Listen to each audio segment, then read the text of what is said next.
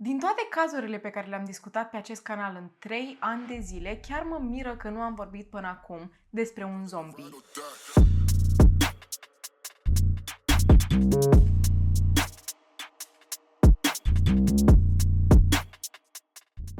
Salutare, Fan True Crime, azi zi de traumă, eu sunt Ceci și aici vorbim despre cei mai oribili criminali pe care am putut să găsesc vreodată. Astăzi vorbim despre zombiul din Miami și nu vorbim despre o ficțiune, nu vorbim despre o poveste inventată, este chiar un caz, acesta este numele cazului și este terifiant ceea ce urmează să vă spun, așa că vă rog puneți mâncarea aia deoparte, nu se merită. Dar totuși poftă bună dacă ești subscriber. He attacked me.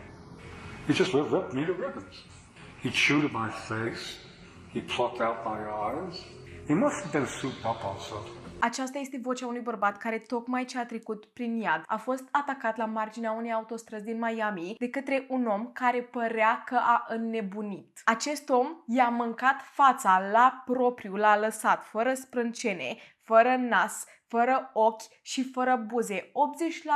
80% din fața lui nu mai era unde trebuie. Jumătate din ea era pe jos, lângă el, și cealaltă jumătate era în gura acestui criminal. O mânca liniștit, fără nicio grijă. Ideea este că s-a presupus că comportamentul lui a fost cauzat de o substanță ilegală numită bath salts. Bine, asta este denumirea în engleză. În română, motamos ar traduce ca săruri de baie. Arată ca niște săruri de baie. Nu știu dacă avem o denumire exactă în română pentru aceste substanțe ilegale. Noi o să le zicem în continuare bath salts, dar ele sunt cunoscute pentru efectele secundare, precum halucinații și că transformă lumea în zombie. Și asta era teoria inițială cu care au venit autoritățile în față. Problema este că atunci când rapoartele toxicologice au ieșit la suprafață, toată lumea a fost mirată să afle că zombiul nostru nu a consumat așa ceva. Și acum rămânem cu întrebarea: ce l-a făcut pe acest om să ajungă în felul ăsta? Dar până să ajungem la răspunsul acestei întrebări, haideți să ne întoarcem puțin în timp, mai exact pe 4 februarie 1981. Îl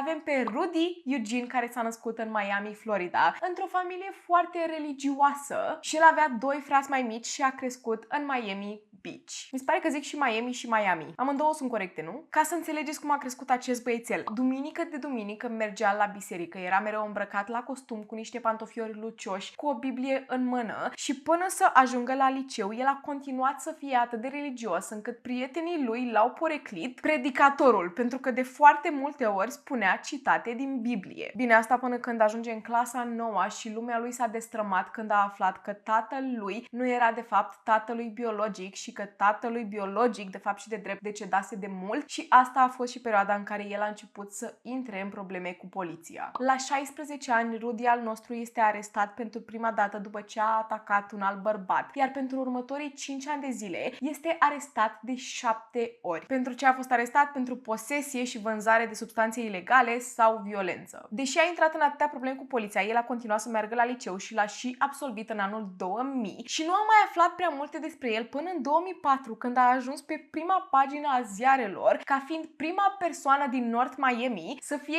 electroșocată de ofițeri de poliție. De ce a fost electroșocat Rudy al nostru? Pentru că și-a atacat propria mamă. Ea era speriată de bombe când a sunat la poliție după ce l-a auzit pe fiul ei că a spus fără niciun pic de emoție: o să-ți pun o armă la cap și te voi lăsa fără suflare. Bine, el a spus-o într-un mod mult mai direct și cu câteva înjurături, dar nu pot să vi le zic aici. Mama lui nu a depus plângere într-un final, dar el era căutat pentru ultraj, care e opunerea la arest, și a fost lăsat în libertate, dar pus sub probațiune. Un an mai târziu, Rudy are 24 de ani și are și el o iubită. Pare că se pune puțin pe picioare. Numele iubitei lui este Jenny Dacton și este de fapt o fostă iubită din liceu. Problema este că 3 ani mai târziu Jenny a băgat divorț pentru că Rudy devenise extrem de violent cu ea. El acum a rămas singur, nu mai are nici job, nu mai are nici soție și începe să-și caute joburi, să încerce să se pună pe picioare, dar ajunge să și le schimbe ca pe șosete. Mai întâi a lucrat la McDonald's, după care a lucrat la un garaj de mașini și, măcar avea un job, dar avea vise mari, iar joburile astea nu aveau să îi plătească aceste vise. Cum am mai spus, el a crescut în această familie extrem de religioasă și ajungea să se roage în fiecare zi și încă avea speranțe că va ajunge pe drumul cel bun. Acum, ajungem pe 26 mai 2012, Rudy are 31 de ani, iar la marginea străzii, pe un pod, avem un om al străzii străzii, care dormea pe o bucată de carton. Numele lui este Ronald Papo și stătea sub un pod încercând să se protejeze de căldura din Miami. Haideți să vă zic puțin mai multe despre Ronald ca să înțelegeți despre cine vorbim, ok? Ronald locuia pe străzi de mai bine de 30 de ani. El de fapt nu s-a născut în Miami, s-a născut în Brooklyn, New York și deși știm că el a ajuns pe străzi, a crescut fiind destul de privilegiat, a mers la o școală privată și a ajuns să meargă până și la universitate,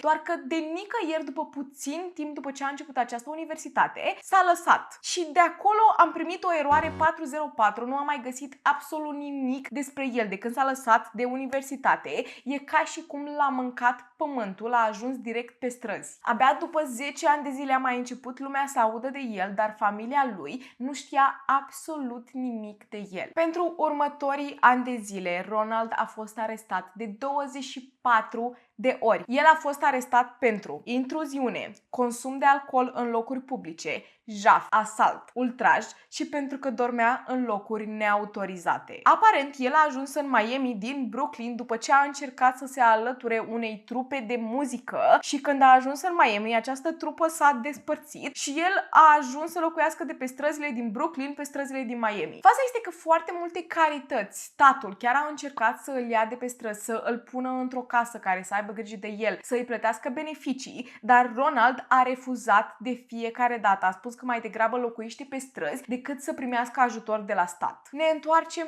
la Rudy, care pe 26 mai, cum am mai spus, era la un festival pe plajă. Este cam 1:30 după amiaza și el se decide că vrea să plece acasă. Se duce către mașina lui, are un Chevrolet mov și întoarce de cheie, dar mașina nu pornește. Mai încearcă și mai încearcă încă o dată și își caută ajutor timp de o oră, dar într-un final se enervează, își lasă mașina acolo, care by the way era parcată într-un loc neautorizat și se decide să plece pe jos acasă. Problema este că el, ca să ajungă acasă, trebuie să parcurgă 5 km pe jos pe acest pod. Și o mică mare paranteză, afară erau 32 de grade Celsius. În timp ce mergea, Rudy începe să se dezbrace. Își dă jos tricoul, își dă jos pantalonii, își dă jos până și boxerii, e efectiv în fundul gol. Și după asta mai merge puțin și mai merge puțin și începe să se cațăre pe stâlpi și să se bălângăne pe ei ca și cum ar fi Tarzan. Rudy este clar că nu este în toate mințile, lumea a început să îl observe, dar nimeni nu a făcut absolut nimic, chiar dacă era omul meu în fundul gol. Și după ce mai merge puțin, dă de nimeni altul decât Ronald Papo, care dormea pe marginea străzii. Ronald, săracul, nu știa ce avea să îl lovească, era pur și simplu omul nepotrivit la momentul nepotrivit. Și Rudy se apropie de el și începe să țipe la el. Începe să îl acuze că i-a furat Biblia și de nicăieri începe să îl lovească cu pumnii. După ce l-a lăsat pe jos, Ronald se chinuia să se ridice de acolo. Rudy i-a dat jos pantalonii, l-a lăsat și pe el în fundul gol. După i-a pus mâinile la gât și a început să strângă cât de tare a putut. Următorul lucru pe care săracul om l-a simțit era un aer foarte, foarte cald și dinții lui Rudy care se înfing în fața lui. 4 bicicliști trec pe lângă acești 2 oameni și vedeau toată această treabă și pur și simplu au încetinit să observe, dar niciunul din ei nu s-a oprit. Ronald, bineînțeles că țipa în gura mare după ajutor, dar nimeni nu a avut curajul să se apropie de ei, nici măcar nu au sunat la 911, iar Rudy a continuat să își facă damblaua. Mai ia câteva îmbucături și după se decide să îi scoată ochii din cap cu mâinile goale. După asta l-a luat pe Ronald de păr și a început să-l trântească cu capul de marginea trotuarului. Abia după 20 de minute autoritățile apar la fața locului. Acum o mică paranteză pe care vreau să o fac, este pur și simplu o observație de-a mea sau nu știu, corectați-mă dacă greșesc, dar știu că în America cei care sună la ambulanță sunt cei care sunt obligați să plătească. Și în momentul în care acești spectatori, da, bicicliștii care erau pe margine și se uitau la ceea ce se întâmplă,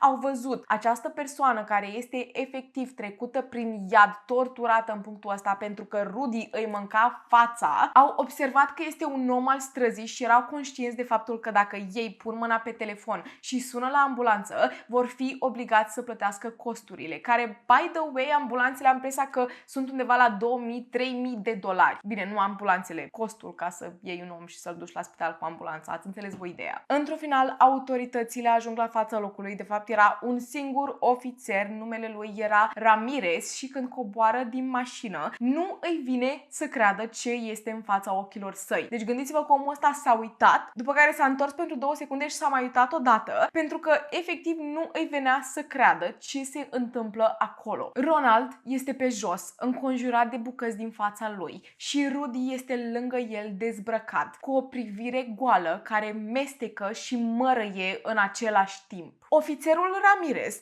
trage odată cu arma către el, îl lovește, iar Rudy încă continuă să mestece și să mărăie, iar bineînțeles că acest ofițer, foarte panicat, nu putea să îl oprească pe Rudy din a-l ataca pe acest om, așa că a mai tras cu arma de 4 ori și l-a lăsat lată pe jos. Abia la 24 de minute după atac, Rudy a fost oprit și doar pentru că a fost ucis. Ronald, surprinzător, încă este în viață și este dus direct către spital, bineînțeles. Toată fața lui nu mai era acolo. O să încerc să vă pun poze cât de multe pot eu, nu cred că pot să vi le las pe toate aici, bineînțeles, dar eu le-am găsit extraordinar de ușor pe internet. Cum arăta fața lui?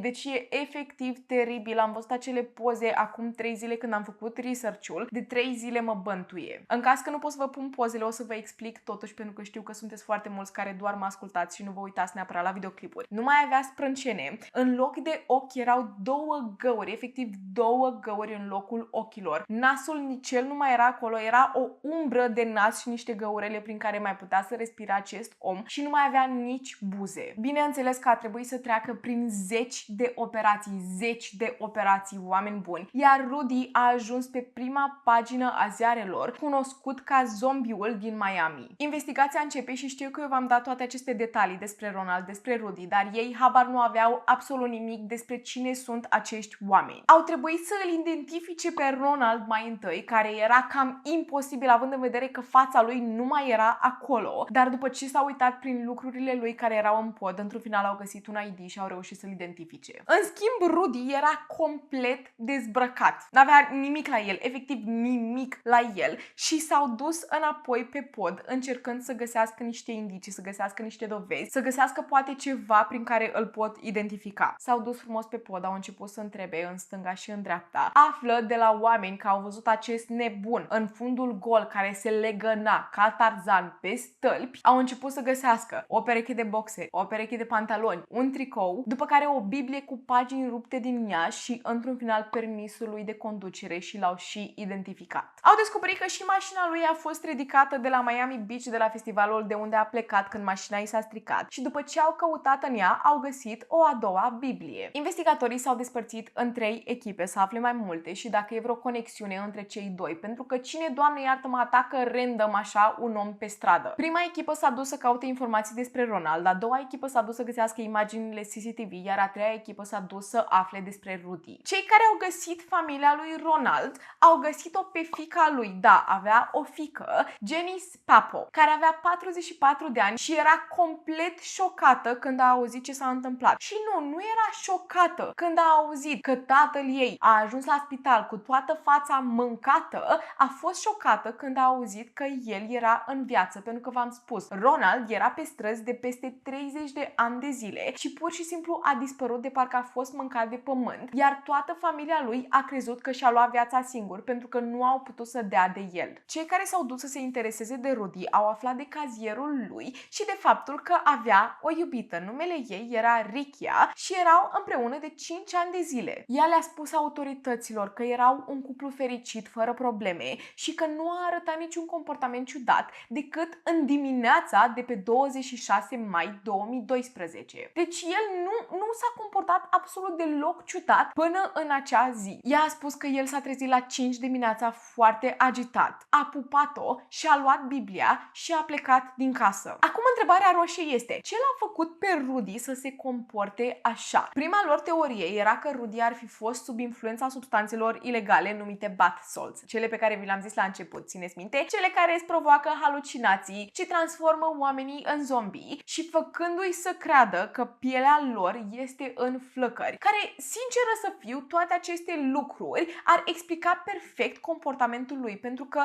el s-a dezbrăcat în fundul gol, ca și cum pielea lui era în flăcări. Și cine face lucrul ăsta la ora 2 după amiaza în mijlocul străzii? Autoritățile i-au întrebat familia dacă omul ăsta folosea vreo substanță ilegală sau dacă știu ceva legat de lucrul ăsta și toată lumea a spus că Rudy nu ar fi făcut niciodată așa ceva și că cea mai puternică substanță ilegală pe care ar fi folosit-o vreodată era marihuana. Și autoritățile nu erau convinse, pentru că bineînțeles că toată lumea minte, mai ales când vine vorba de substanțe ilegale, dar cireașa de pe tort, rapoartele toxicologice au ieșit negative la bath salts. Au găsit doar urme de marihuana. Acum, normal că am intrat pe un rabbit hole pe Reddit să încerc să văd ce teorii au oamenii. Prima teorie, bineînțeles, era apocalipsa zombie. A doua era de fapt că Rudy era blestemat pentru că el provenea dintr-o familie haitiană. Haitiană, nu știu cum se pronunță. Oamenii din Haiti. Iar acești oameni sunt cunoscuți pentru că practică voodoo, iar Rudy ar fi fost blestemat la naștere. Iar asta era ziua în care Rudy trebuia să își completeze destinul și să ajungă fără suflare. A treia teorie pe care am găsit-o e că Rudy ar fi avut vreo boală mentală nediagnosticată, cum ar fi depresie severă și schizofrenie. Iar cea mai plauzibilă teorie pe care am găsit-o eu și pe care tind să o și cred este că iarba pe care ar fi consumat-o ar fi fost amestecată cu altceva care i-ar fi dat aceste simptome, pentru că tehnologia nu era atât de avansată în 2012 încât să detecteze atât de multe substanțe cum avem acum. De aceea rapoartele toxicologice ar fi și negative, pentru că rapoartele toxicologice nu erau atât de avansate încât să detecteze alte substanțe ilegale. Și să nu mai menționăm faptul că el a și mers 5 km pe acest pod la 32 de grade afară. Deci faptul că el ar fi consumat ceva plus insolație ar avea foarte mult sens. Înapoi la Ronald, a reușit să supraviețuiască. Nu mai avea vedere, iar organizații caritabile au strâns $100.000 ca să îl ajute cu costurile spitalizării și să îl pună pe picioare. El locuiește până în ziua de astăzi la o instituție unde primește îngrijire medicală, a învățat să cânte la chitară și se poate îngriji singur. A dat un interviu în care a povestit tot ceea ce s-a întâmplat și a spus că este foarte, foarte recunoscător că a supraviețuit. Dar ăsta va fi primul și ultimul interviu pe care vrea să îl dea, pentru că vrea să fie lăsat în pace în intimitatea lui. Am mai încercat să găsesc vreun update din 2012 până în ziua de astăzi, dar nu am reușit să găsesc absolut nimic. Este clar că oamenii l-au lăsat în pace și sincer sunt foarte fericită că au făcut lucrul ăsta, pentru că omul meu chiar își dorea intimitate. Am calculat și în ziua de astăzi ar avea vreo 78 de ani. Mă gândesc că dacă nu am găsit nicio știre că acest om a decedat, probabil încă mai este în viață în ziua de astăzi și atât a fost acest caz. Sunt conștientă că nu a fost un caz în care cineva a fost ucis cu sânge rece, dar mi s-a părut că era un caz despre care chiar voiam să vorbesc și faptul că nu mi l-a recomandat nimeni și l-am găsit singură m-a făcut să vreau mai mult să îl fac, pentru că încerc să aduc cazuri în față care nu sunt atât de cunoscute. Și totuși sunt tare curioasă dacă ați auzit vreodată de el. Nu țin minte ca prin 2012, pentru că știu că în 2012 aveam computer, aveam internet și aveam acces la toate lucrurile astea și nu țin minte să fi auzit de așa ceva, dar parcă dacă stau să mă gândesc, mă uit la fața acestui om și parcă această poză îmi pare foarte, foarte cunoscută. Vreau să-mi spuneți dacă ați mai auzit de cazul ăsta până acum și dacă nu ați auzit, vreau să știu ce părere aveți despre el. Eu am fost Ceci, acesta a fost cazul lui Ronald Papo, iar până trauma viitoare, stay safe. Și să ajungă... Not the best thing when I record something about true crime.